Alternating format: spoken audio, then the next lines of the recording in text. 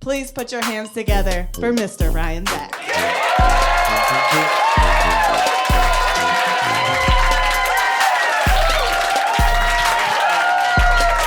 Wow! Look at this. Thank you. Look at us. This is awesome, man. This is a very cool place. This is like definitely one of the nicer places to catch the Delta variant. We're gonna get it, right? We're getting it. We might, look, we're all gonna get it. That's why for me, it's just like, where am I gonna get it? And this is a cool place to get it. We're doing an album. You're gonna hear someone cough mid-show, and we're like, that's when I got it. You know, you wanna have a story. You wanna have a story. What a story we have, folks. You can do anything. Yeah. You can do anything. Anything. Yeah. You can do anything. Anything. Yeah. You know, honestly, I'm just really happy that we're doing this. I'm happy we could do anything. I love being a comedian. I really do. I love being a comedian. I'd worked really hard to become a comedian. I moved here from Missouri, and I started working all these different odd jobs. And at one point, things were so rough that I applied to be a dog walker. And I say applied because I went on an interview, and they did not hire me. Yeah, if you think picking up poop is embarrassing, try not being qualified. It's not a great feeling. It's not a great feeling when a dog does its business. Someone's like, let's let a professional handle this, sir. You just back away. Will you back away? We're gonna let a professional deal with this. Also, I have a dog. Like, I'm qualified. There was a time that I forgot a bag and I had to use a piece of bread that I found, but if anything, that speaks to my resume. So put that under special skills. I love being from the Midwest because the Midwest doesn't ever leave you, which isn't always the greatest quality because now I live in Brooklyn and there are times where I'm way out of my element.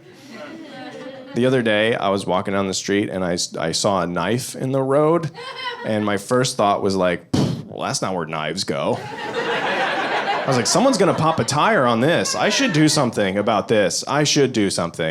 So I picked up the knife and I just started walking with it. I just started walking down the street, just me and my new knife. I'm just saying hello to people. Hey, how you doing? Yeah, great. I got way too far before I realized, like, oh no. Now I'm the problem. Like way too far. I waited at a crosswalk for the light to change. Just me and my new knife, just catching every security camera around. And I was like, I gotta do something about this. What am I gonna do? And so I was like, think quick. And then I just threw it in a bush. So I covered that crime up for me and whoever committed it. Turns out I am the neighborhood hero. Being from the Midwest, moving to New York, you're out of your element a lot. Like, there's just some things that I just have never really wrapped my mind around. Like, you guys know that guy in the subway that plays that Chinese string instrument?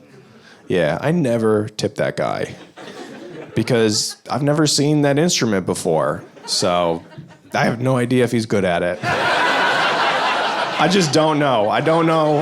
It doesn't sound good. It sounds like he's doing it wrong, if I had to guess. I'd be like, there's no way that that's right. My Western ears don't understand this. I think what he needs is just another older Chinese man to just like hang in the background and co-sign for him. Just like, he's really good at that. Well, wow, hey, everybody, there's a talent over here. Wow, amazing. I just don't have a relationship with that thing. I don't know if what he's doing is hard. I don't know if what he's doing is tough. Like, if I saw a guy, like, fold a fitted sheet next to a tip jar, I'd be like, here's a 20, dude. That was insane. How did you do that? That's a magician. Even if he just wadded it up and put it in his closet, I'm like, that's 5 at least. Like, that's amazing. Just for the effort, he got it out of the bag. That was good. I don't know where you guys are at with the pandemic, but it's been going on a while now, and like just long enough to where I'm starting to see people again, and there's a lot of people where I'm just like, wow, you made it? Like, some people made it through, and I'm like, I don't know how they did that at all. Like, this is pretty... I saw a guy sneeze directly into his palm and then put it in his hair. That guy made it. That guy's fine. He's good. All the people we lost, he's good. He's all right. There's a lot of people that didn't make it, and this guy, his hair is sticking straight up, and he's good. I was in my car, and I was driving, and the guy in front of me stopped at a yield sign. That's literally not following the rules. And that guy made it. That guy's good. Like, all the rules that we had, like mask, no mask, put the mask back on, 2 masks now, take the mask off, put the mask on again. And this guy's like, look, I'm parked on the highway, and I feel great. I'm good. Whatever.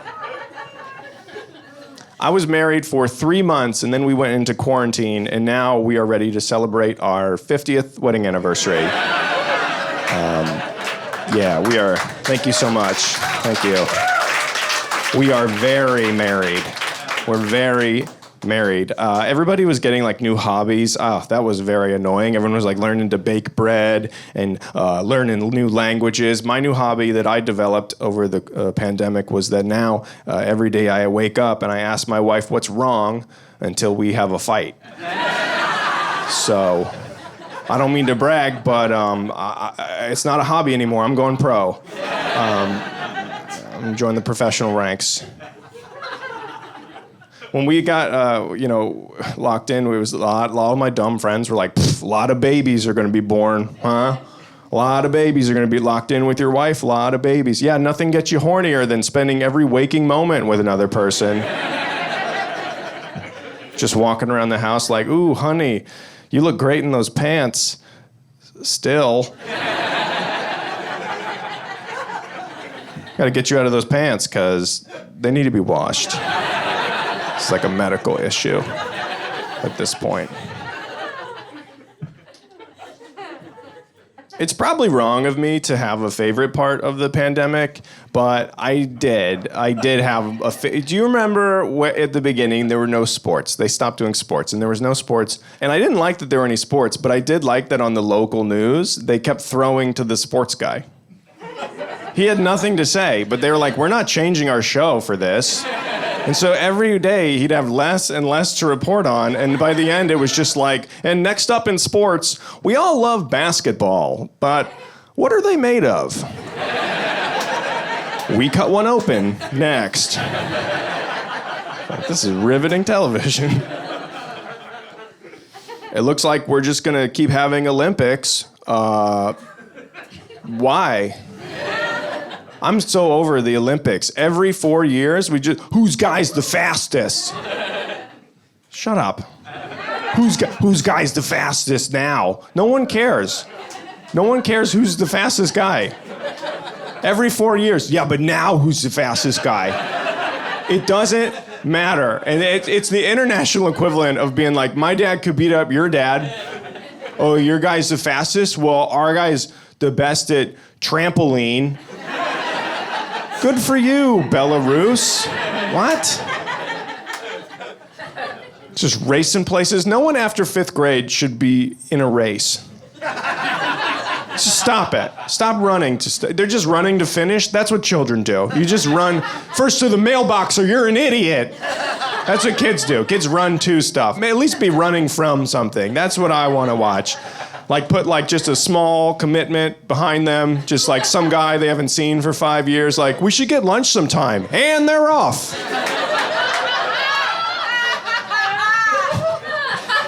Fastest times in record. I just don't think it's healthy for the entire world to compete every 4 years. Every 4 years, the entire world is in competition. That is not good for our psyche. I want to see an Olympics where they make everybody work together. Same dynamic, though. There's like a Chinese guy, some guy speaking Portuguese, a very confused American person. They're all in an escape room. And if they get out, everyone gets a medal, and we solve climate change. Great. Oh, good, yeah. Liberal smattering of claps. Very nice. I do love sports. My wife and I both love sports. We love going to baseball games, specifically minor league baseball games. Oh, it is the best form of entertainment that you could possibly get for the amount of money that you spend. It's truly, I love going to minor league baseball games because when you're there, nobody cares. No one cares about the game. At a major league game, it's like, so, who's up to bat? What's the score? What's the pitch count? Everyone gets very intense about it. At a minor league game, you're like, look, I parked next to the players. These guys make no money. They live in a one-bedroom apartment all together. I'm here to drink and scream. That's it. Now bring me a helmet full of nachos. Let's do this. It is awesome. I love the minor league games because the team knows that no one is actually there to watch baseball. They know that. They know that no one's there to actually watch baseball because they run promotions throughout the entire game that don't make any sense. It's just a guy bouncing around like, it's the fourth inning, it's the pancake batter of the game. You know what that means. No one knows what that means. No one's ever heard those words together. Every night is just sponsored by something it shouldn't. It's Animal Rescue Night here at the ballpark. Check under your seats for your complimentary guinea pigs. It's just rodents running around. Its players are like, should we stop? What are they doing?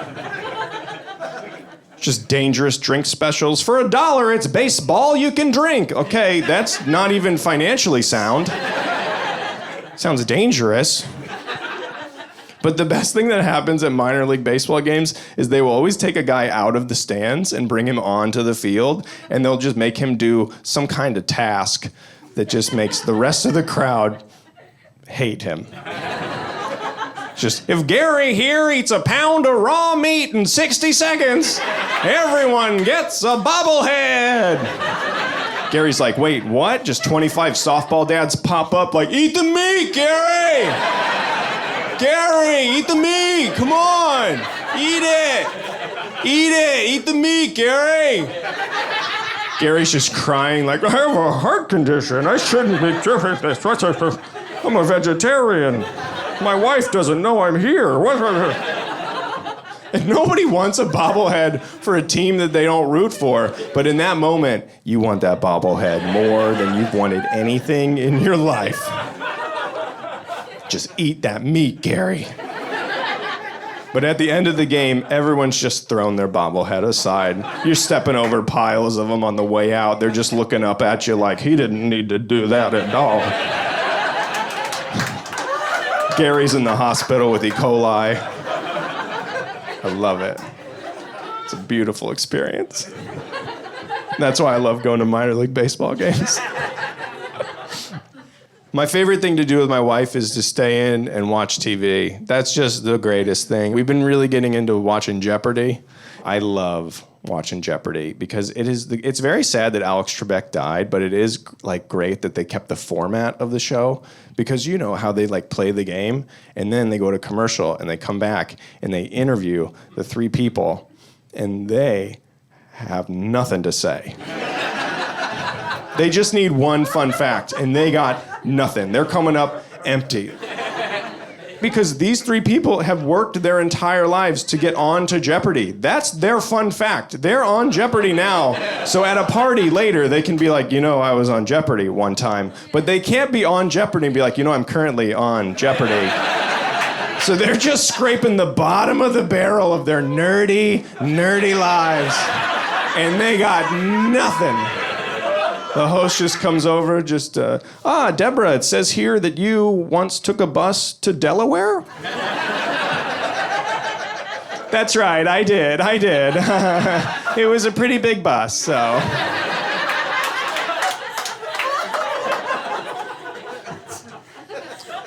And Eric, it says here that you are 2 inches taller than your younger brother? That's right, I really am the bigger brother.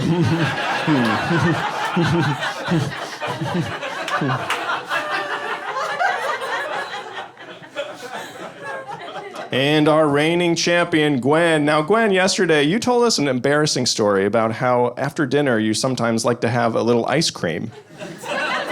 And today you've said that you were once on Jeopardy. Okay, that was yesterday. We told you couldn't use that.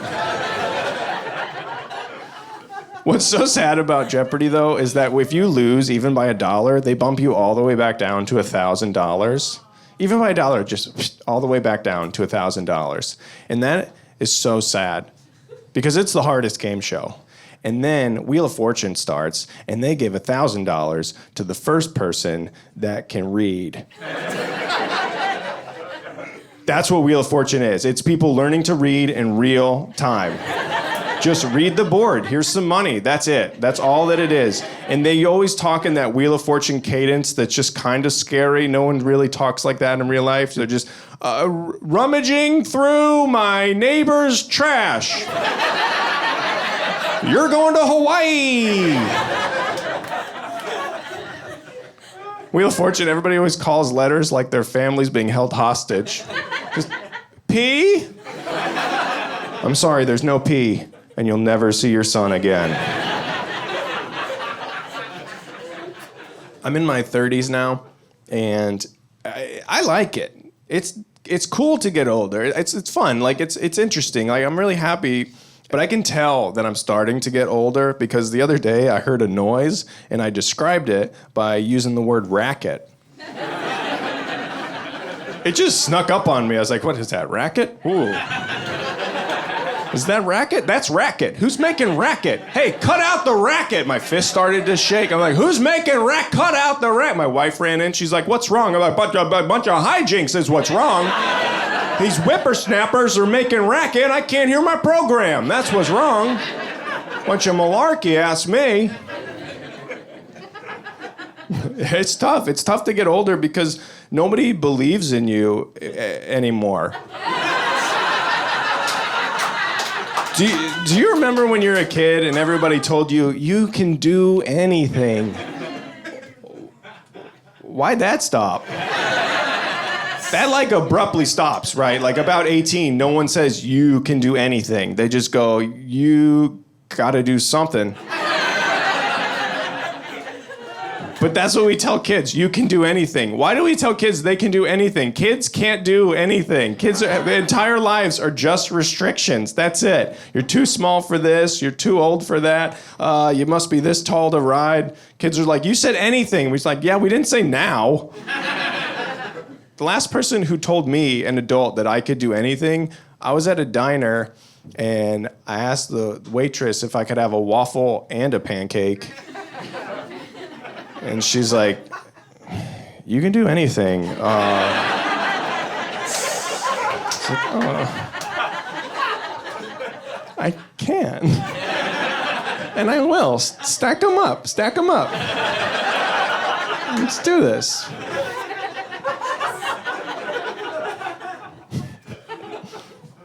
But I'm trying to be more positive. I want to be more positive in my life. And there's this like way of thinking where like, you know, you don't say that you have to do something. You say that you get to do something, right? I think you guys are familiar with, like, you understand. Basically, it's like, oh, you don't say, I have to go to work. You go, I get to go to work. That's what it is. And that's a fine way to think, to like convince yourself into being more positive, unless you have like anything inconvenient to do that day. Like if you gotta like call a guy into your office and you're just like, listen, Doug, I know you've been with the company for 10 years now, but I get to let you go. Doug's like, do you have to do this? I get to do this, actually. We were talking in the conference room. We said, do we get to do this? Yeah, we get to do this. Okay, I guess I get to do this. And so I get to let you go. And now you get to clean out your desk. And security gets to walk you out. So Doug's like, what am I supposed to do? You can do anything.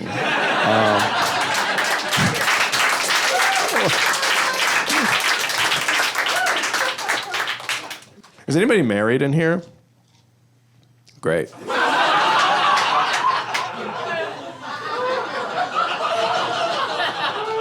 Should I just close now, or should I stop? There's no worse feeling than talking about your marriage to people who do not care. That's why it's hard to make friends when you're married, because no one wants to actually hear about what's going on with you, because you're in a couple, and couples are weird. Couples are uninteresting. You isolate yourselves, right? Like, my dad always refers to my mom as his best friend, and I was thinking about that. I was like, oh, that's really sweet. And then I was like, wait, dude, come on. She's the only person you talk to. Your best friend? That's being like, yeah, that's the best moon. It's the only moon. Like, we all love the moon. The moon's great, but it's the only moon that there is. But I get it, right? Like, you have to refer to your wife as your best friend, because it's way too weird if you don't. Like, I can't be like, this is my wife, Grace, really good buddy of mine. Solid buddy, solid buddy. But you got to do that. But it's very hard to make friends as you get older. Like, you want to. But I had friends going into our relationship, and my wife had friends going into our relationship. And sometimes you'll like try to mix those crowds, and that never works. But my wife was like, come on now, my friends are your friends. I'm like, your friends are my friends because they're your friends. Like, if you cut one loose, I'm not going to be sitting at home all sad like, oh, geez, it's been a while since I talked to Megan. Wonder how everything is after med school. Sometimes we'll go out with one of my wife's friends and then just some guy that they're dating. Like her friend's boyfriend. I don't know this man. I don't want to talk to this man. But he's at the table. We're staring at each other. It's a lot like trying to get two dogs to get along. My wife's just like, Ryan, huh? Ryan, huh? That's Andrew, huh? Andrew's also a man, huh? Yeah, he's a good boy. He's a good boy. You're a good boy. Andrew's a good boy. Ryan, Andrew also has a PlayStation. Ooh. I'm just running around the table like, what kind of games do you like, Andrew? You like games, Andrew? You like games? I like games. The end of dinner, my wife's like, what'd you think of Andrew? I'm like, Andrew's also a man, so it was fun. We were good. We were good boys. We're good boys, so we're good boys.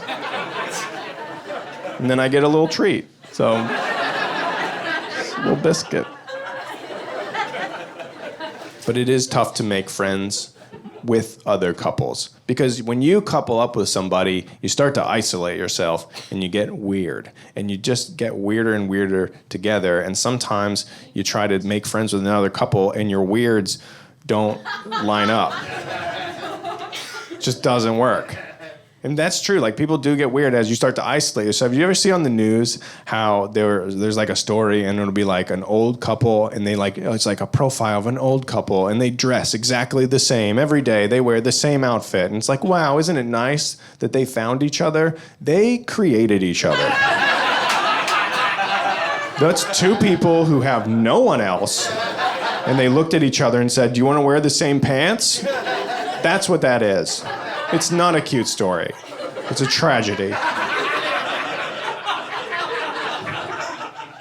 So I would love to make friends with another couple, and I thought it was happening the other night.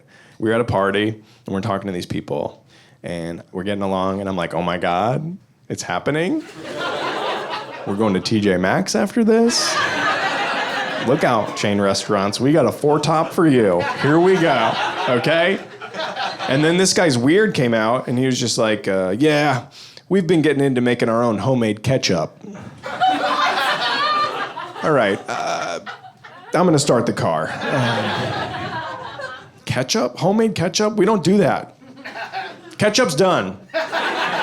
Ketchup is done. We've done ketchup. We don't do ketchup at home anymore. That's a thing from the store. Human society has perfected ketchup. It is finished. You don't make homemade tennis shoes, do you? No. Ketchup is a from the store item. Here I thought I wanted to make friends with another couple. Turns out I never want to speak to another human being again. Unreal.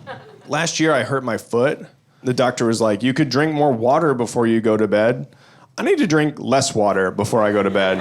Because now I wake up 4 or 5 times a night and I have to pee worse than I've ever had to pee in my entire life. Like 4, 5 times a night, full pees. Why is it full again? Why is it full every single time? Is there a man hiding in my closet with a funnel and a jug? Why is it full again?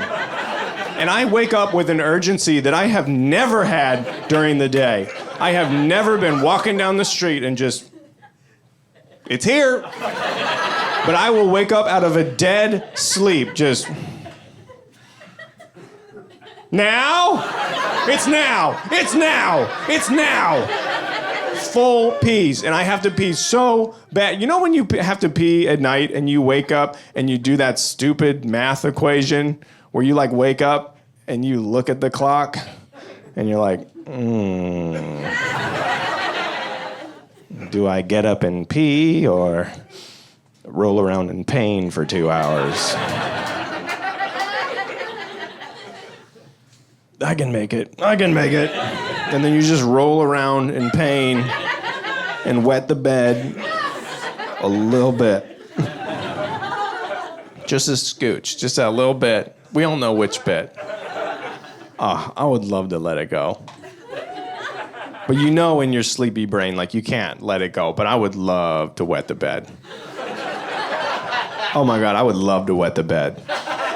That's really what I came here to say tonight. I would love to wet the bed. What freedom it would be to wet the bed. That sounds like a dream. Just really just let it go. Fall asleep on the dry side. Move my wife over. What a dream. I would love to wet the bed. Right before my grandpa died, he was in a retirement home, and he started to wet the bed, and everyone was like on red alert. They're like, oh my God, Grandpa is wetting the bed. Grandpa is about to die. Grandpa's wetting the bed. Grandpa is about to die. I'm like, is Grandpa about to die, or is he finally truly alive? Is he sick, or did he figure it out, okay? Because from where I'm sitting, it seems pretty good, okay? He wets the bed, a woman he doesn't know changes the sheets, and the next day he does it all over again. Great job, Grandpa G. I'm getting older, which means my parents are obviously getting older. They've retired now, and if you don't have retired parents, basically what that means is that now I call them up on the phone, and they've been answering the phone as a team. I don't know why that started, but they're just like, the phone's ringing? Well, we better both hop on this. Who knows who's calling? What? Just hello? Hello? You're on speaker. Why? Why am I on speaker? Every time I call them, I'm on speaker. I'm like, Dad, why am I on speaker? He's like, anything you can say to me, you can say in front of your mother. Is she your attorney? Why is counsel present? What's happening? My dad's getting a little paranoid. He's always had a gun to protect the house, which is a fine reason. He wants to protect the house from home invaders. But now it's starting to feel like he really is rooting for a home invader. Like, it's never been this bad. But one time in high school, I ordered a pizza, and I didn't tell my dad that I had ordered the pizza. And my dad answered the door with the gun. So, free pizza. That's a true story. That's a true story of a teenager that just said, I don't need this job. All right. Cool, man. I got a math test or something. I don't know. It's not even a large, dude. Just take it.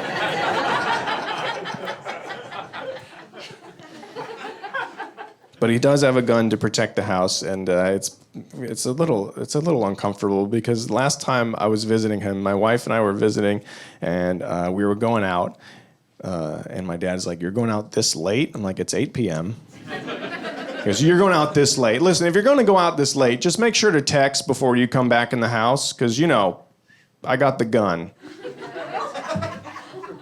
Yeah, or just remember what your son looks like. It's great to know that I'm just one missed text away from being shot by my own father. What happened to Ryan? Oh, he was living dangerously. Got home at 9:45 p.m., shot dead by his own dad. You think I'm breaking in? What thief uses the garage code? Nobody breaking in greets the cats. Like, what are we doing here? Like, I thought you were someone else. I have your face. Just don't shoot your own face.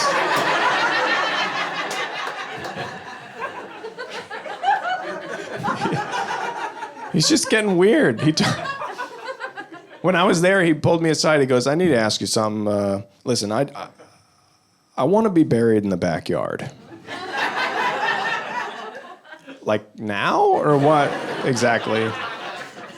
But that's what he wants. He wants to be buried in the backyard. His exact words were, "I want to be buried in the backyard. That's illegal. Don't tell your mother."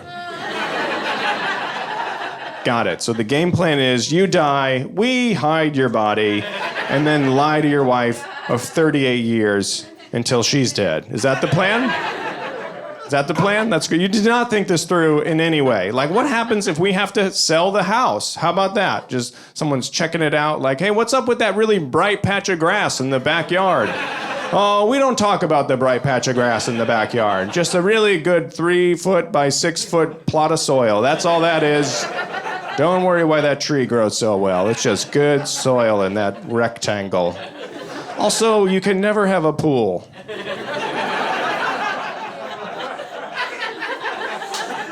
"I want to be buried in the backyard. That's illegal. Don't tell your mother." And I was like, you really want to be buried in the backyard?" He goes, "Yeah, I just want to make it easy on you kids." Yep, nothing easier than digging my own father's grave and then lying to my mother for the rest of her life. I'm covered in dirt. I'm crying. My mom's like, "Have you seen your father?"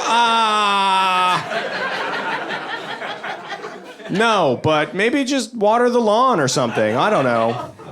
That'll cheer you up. I called my dad up and I asked him for the Hulu password. And he goes, "No. Not over the phone."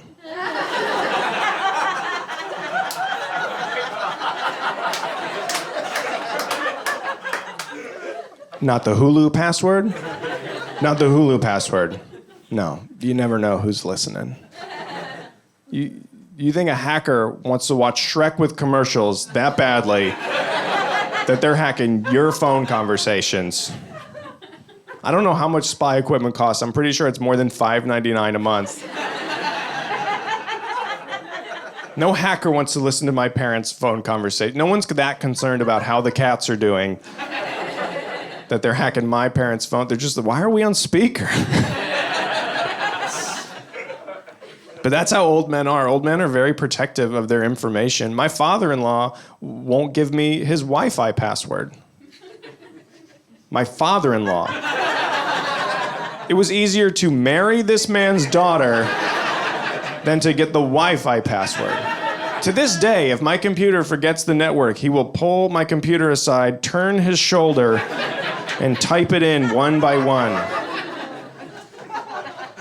If he can find his little book. That's the old guy security system. Tiny book, tiny writing, that book, always lost. Tiny book, tiny writing, open the front door, just chuck it inside. No one's getting this password, not even me. I just don't know why old guys are so protective of their information. I'm not like that. I don't know if it's a generational thing or what it is, but I'm like, I've realized that if you want my social security number, all you gotta do is ask twice. That's it. You know, like when you're at the dentist and you have to fill out the form and they're like social security number. Every time I get that, I'm like, ugh, I don't want to. And I go to the desk and I go, yeah, I don't want to. They're like, we really need it. I'm like, all right, well. Ryan, why's your identity stolen? Well, they said they really needed it. I don't know.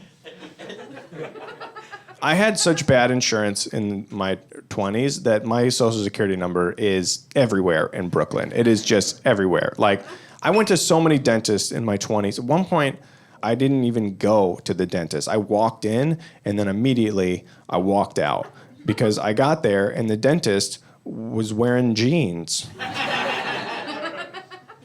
It's like, look, dude, I know my insurance is bad. Could you at least pretend to be a real doctor? Like jeans at the dentist? Like what?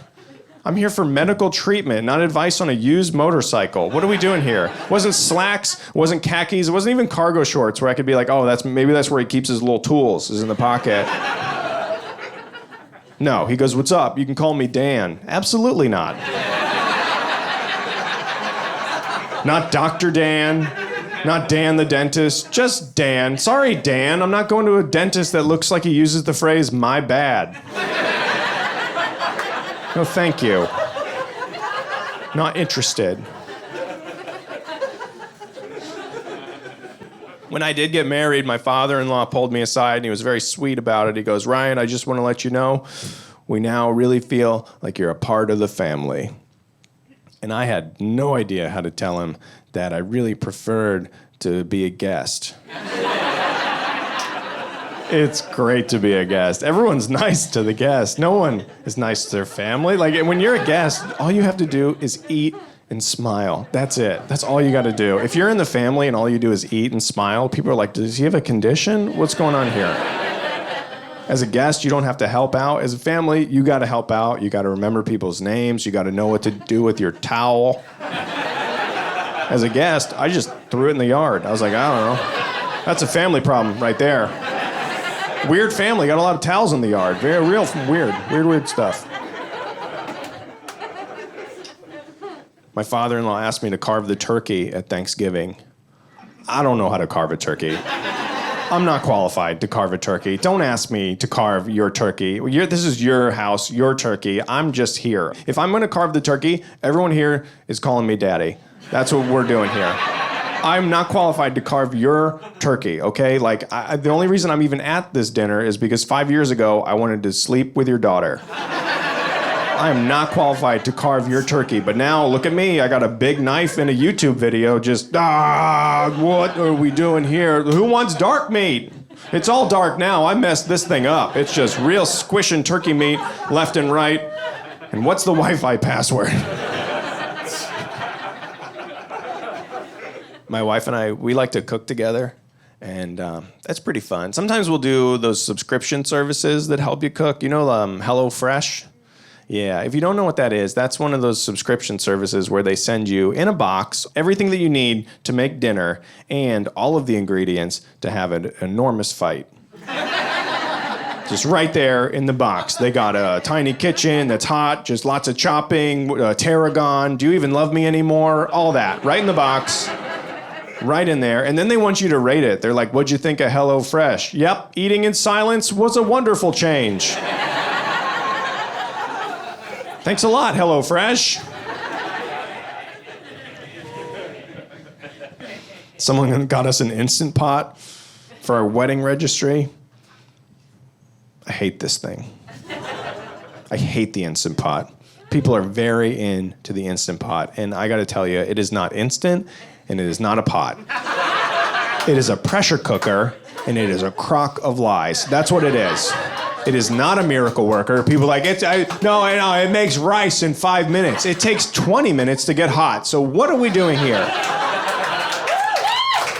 No, Ryan, it replaces your yogurt maker. I'm sorry, what did you just say to me?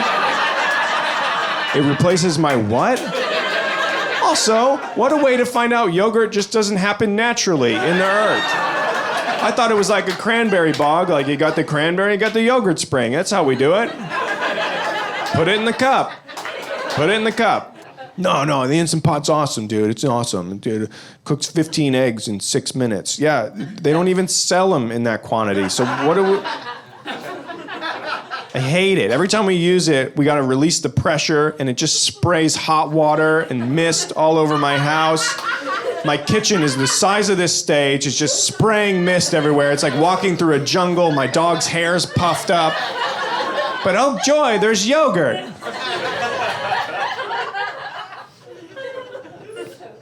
I really don't have a lot of my wife jokes. I don't have a lot of jokes like that. There's truly only a handful of things about her that actually bother me. So I'll list them in order now. One thing that drives me crazy is whenever we go out to eat, she always makes me order first because she thinks that's going to give her enough time to decide what she wants. Every time we go out, the waiter will come over and they're like, do you need more time? I'm like, absolutely, we need more time. She doesn't even know what restaurant we're in. And she's holding the menu upside down. So you might want to circle back to this situation. She's like, no, it's fine. You just go ahead and then I'll know what I want. I'm like, how slow do you think that I speak? That you're going to get this, like, how? Just go ahead. And I was like, oh, chicken enchiladas. Do you know now? Let's go, lady. Let's go. He's got tables. We got to turn these. Let's go, lady. Let's go. But what's worse is we'll go out with like a group of people and she'll make everybody else order in front of her. And that would give her enough time if she wasn't too busy complimenting every other person's order in real time. Just like, oh, the chicken? I was going to get the chicken, but now you're getting the chicken, so I'm not going to get a bunch of sides. That's really fun. I could do that, but then that's like a lot of plates. Then it gets to her. She gets to do her favorite thing, which is make a regrettable choice in a panic. Just, bowl of sour cream? That's not a dinner. They're not even going to get you a spoon. So I don't know what you plan on doing with that. Another thing that happens is it'll be like 8 o'clock at night, and I'll be like, let's watch a movie. And she's like, it's too late to start a movie. Let's just watch 3 episodes of this hour-long TV show.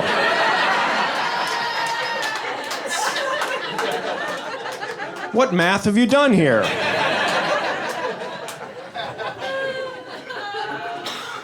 The one thing that is the hardest thing about being in a marriage, because this is the central question in every marriage, and that is, what do you want to eat for dinner? I don't know why that has become the only question we ask each other, but it is. Every day, what do you want to eat for dinner? Nobody has any right answers. I know 3 times a year at best, like once in February, maybe one time over the summer, and then on Thanksgiving. Like that's the only time that I really know what I want to eat. And if I don't make, I don't want to make the decision. I don't want to make the wrong decision. I want her to make the decision. She doesn't want to make the decision. And so now every day of our lives has just become a race to see who can ask first. Like I'm starting to wake up like that. Just wake up and, what do you want for dinner? What do you want for? No, I said it. It's your turn. It's your turn. It's not my turn. Every time. My wife and I don't really fight that much. We really don't. We have like what I would call micro fights, where it's like you can kind of see it coming. You know, like the other morning I was like, "Ooh, somebody got up early." She's like, "No, I didn't." Okay. I'm just gonna go see if the car's still outside.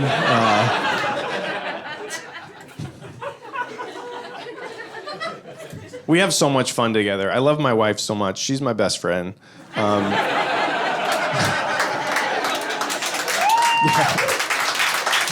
But we have so much fun. We have so much fun together, and I think it's because we're both youngest children. No one should have let us live together. There's no adult in the house. It's true chaos. There's nothing to eat. It's just macaroni and cheese and dog food. We run out of things to do. We're like, what do you want to do? I don't know. What do you want to do? And then we both just start swinging our arms. We can do this for a while. That's pretty fun, huh? Yeah, I like that. We're very immature. Like the other day, we were making out, and it seemed like things were about to get pretty cool. And then we both heard the ice cream truck. She's like, oh, it's Mr. Softy. I'm like, please don't say that while I'm naked.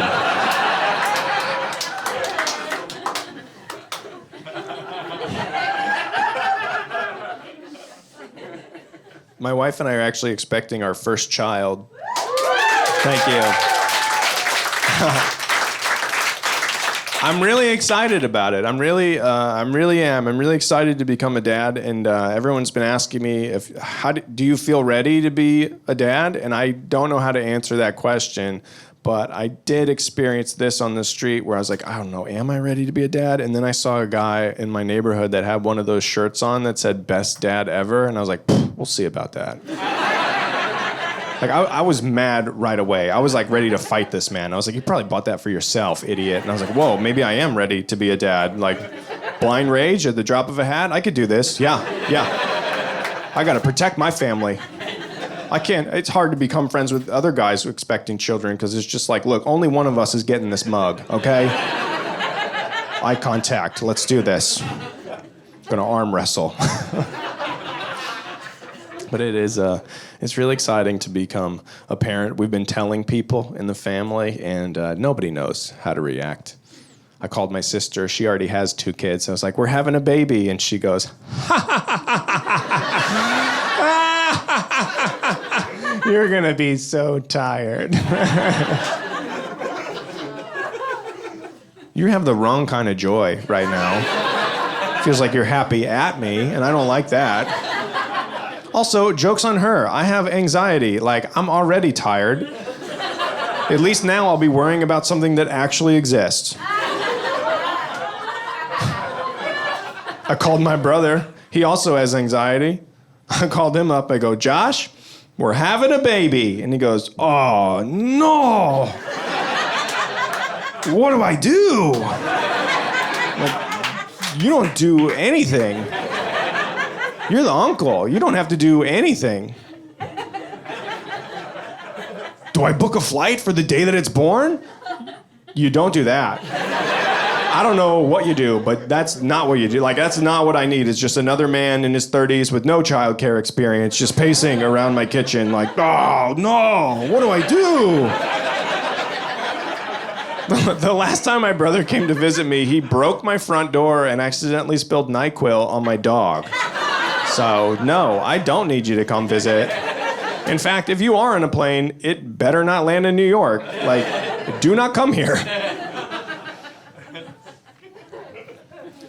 We've been reading all the baby books. There's a lot of books on having a baby, and there's one very famous book that's called What to Expect When You're Expecting, and it is very apparent that the woman that wrote that book does not like her husband. I don't know what happened to her, but she put it in print. Like, it is not... this book is so nice to the mommies and so mean to the daddies. Like, every week is like, week 6, baby is the size of a sweet pea. Mommy needs lots of love and a little forgiveness for sneaking those midnight cookies.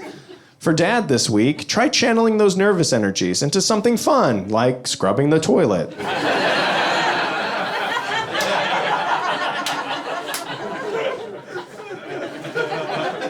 Week 12, baby is the size of an avocado. Dad, you probably don't know what those look like because all you eat is garbage. Mom this week is going to be experiencing a heightened sense of smell. So Dad, try taking a shower every now and then for once in your life. Week 25, baby is the size of a cabbage. Mom, your feet might hurt, but you should never forget that you are an angel that walks on this earth. For Dad this week, try getting a real job, you clown. Can it see us? It's hurtful. You know, we've been doing all the doctor's appointments, and when we did our first sonogram, before we went in, my wife said to me, she goes, listen, I'm going to be up there. I need you to do 2 things. I just need you to ask questions and take notes.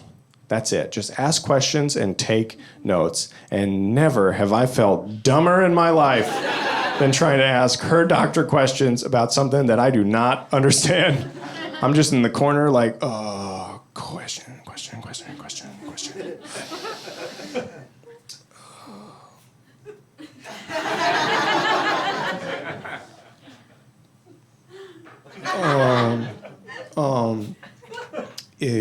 Is the baby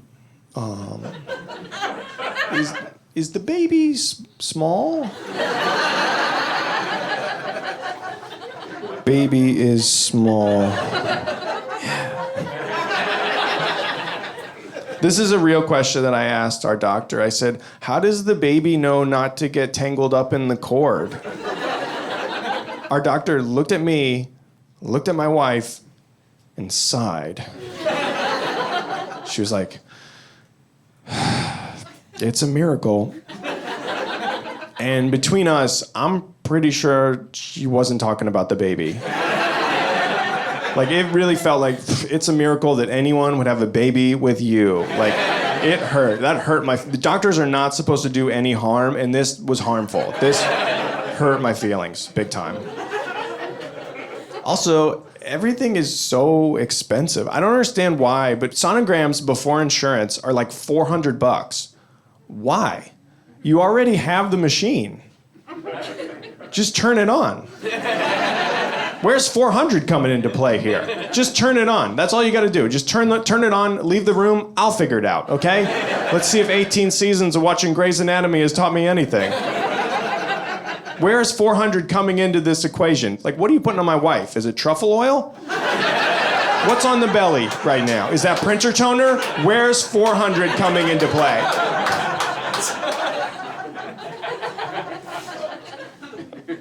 But we did the sonogram, and we found out that we're having a boy. And yeah, it's great. It's a healthy baby. That's what you want. And when you have a boy, people have two questions. They go, what are you going to name him? And you go, I don't know. We don't know what we're going to name him. But then they go, are you going to... Huh?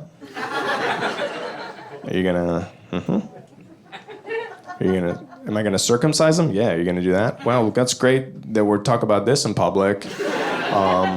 And I don't know what to do. I don't know if we're going to circumcise him. Like, there's two schools of thought, right? You do it, you don't do it.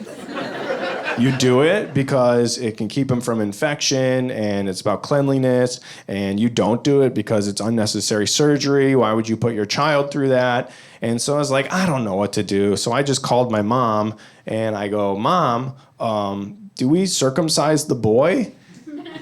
And she goes, well... We did.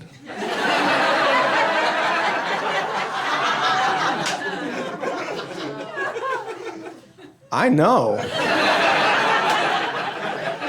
I know what you did. Also, great choice, sure. Everyone's happy.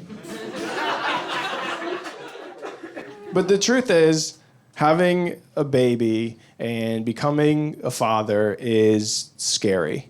It's a pretty heavy thing to think about, because you hear people go, why would anyone have kids? And then you start to think, why would anyone have kids? Like, the world is bad. The world is scary. There's so much that you can't protect them from. There's no baby, and then there is a baby, and it's just out there, and you can't keep them safe from things that you can't control. You want their life to be good. You start to think about how people can be so mean to each other, and how the planet's dying, and how there's just some things that have been set in motion that there's no way to stop. You say, do I want to make my child grow up in this world? What can I do? How can I keep them safe? I can't. And you feel powerless, and you feel scared. But then you start to think, why would anyone have a baby? And it's like, oh, maybe it's because I want to make things better. And I want to teach them how to love and how to be kind to other people. And you start to think of all the good things in the world. There's no baby, and then there is a baby. And there's just people that are kind, and people really are good to each other, and people really do care.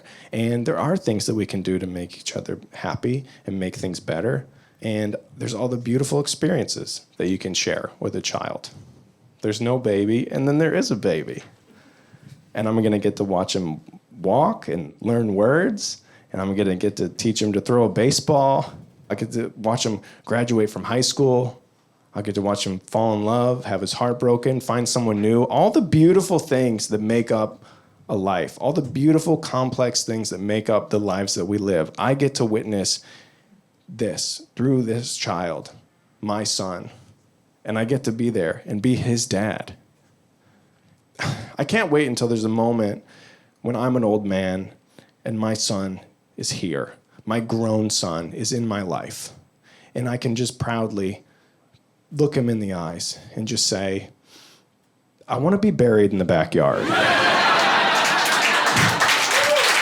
I'm Ryan Beck. Thank you so much, everybody.